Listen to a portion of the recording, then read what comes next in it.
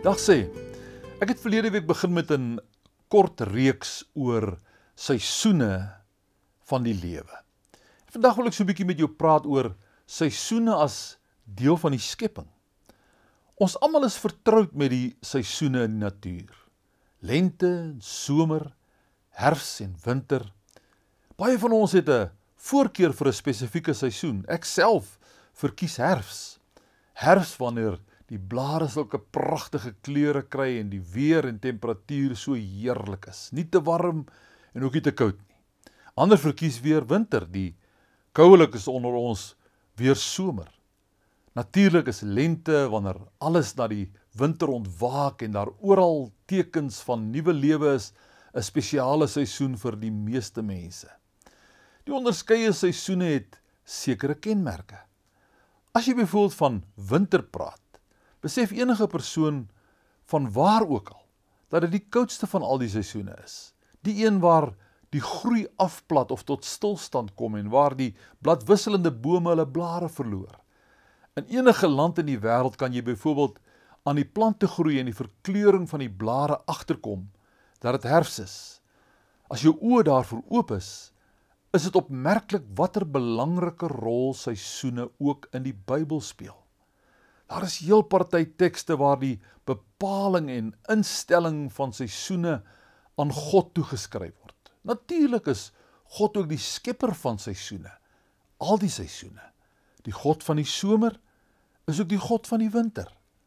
Die seisoene is deel van die skepping. God het nie net die materiële dinge soos planete en sterre geskape nie. Hy het ook die ritme in die skepping bepaal, die bane van planete en sterre, die verhouding van die hemelliggame tot mekaar en hulle wederwysige uitwerking op mekaar. As jy na die volmaakte balans en wisselwerking van al die hemelliggame kyk en dit bestudeer, word 'n godlose evolusieteorie wat die rol van God as skepper en onderhouer ontken, al hoe meer problematies. Alleenlik 'n meesterargitek en skepper kon so 'n betekenisvolle heelal daarstel. In hierdie groot prentjie van die skepping pas die seisoene ook in. In die natuur word seisoene bepaal deur die gradiënt van die aarde en sy afstand vanaf die son op daardie spesifieke stadium van die jaar. Die feit is egter dat seisoene nie maar toevallig ontstaan het nie. Die Here is ook God van die seisoene. Enige natuur en plantkundige weet dat die afwisseling en verandering van seisoene nodig is. Seisoene het 'n betekenisvolle plek en doel, beide in die natuur en so ook in ons lewens.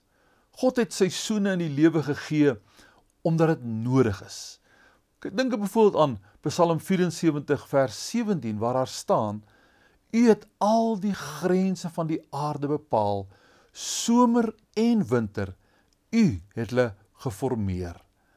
Seisoene in die lewe speel 'n belangrike rol in die totale groeiproses.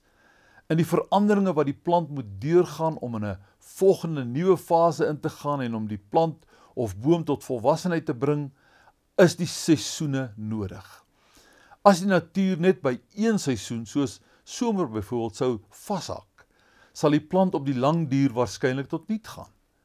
Daarom is daar 'n goddelik bepaalde ritme en 'n sinvolheid ten opsigte van die verskillende seisoene wat mekaar opvolg. Dit is belangrik om te verstaan dat elke seisoen belangrik en onmisbaar is. Die feit dat ons miskien nie van 'n spesifieke seisoen hou nie, dat dit miskien 'n koue of droë of winderige tyd van die jaar is, beteken nie dat dit betekenisloos, onbelangrik of onnodig is nie. As ons daaraan dink dat die mens integraal deel is van God se skepping, trouwens, hy is die kroon van die skepping, waarom sou ons ooit dink dat seisoene nie ook 'n werklikheid in ons lewe sou wees nie? Soos in die natuur het seisoene ook tot 'n groot mate invloed en betekenis in ons lewens. En daarmee verwys ek nie na die invloed wat die letterlike seisoene van die natuur op ons lewens het nie. Soos in die natuur is alle tye in ons lewe ook nie dieselfde nie. Prediker 3 vers 1 sê in die ou vertaling: alles het sy bepaalde uur. Die King James Version sê, to everything there is a season. Vir elke saak onder die hemel is daar 'n tyd. God het ook in ons lewens seisoene so somer en winter geformeer. Ek hoop jy sal hierdie begrip kan vasgryp. In die volgende paar weke praat ek met jou verder daaroor. Alles van die beste.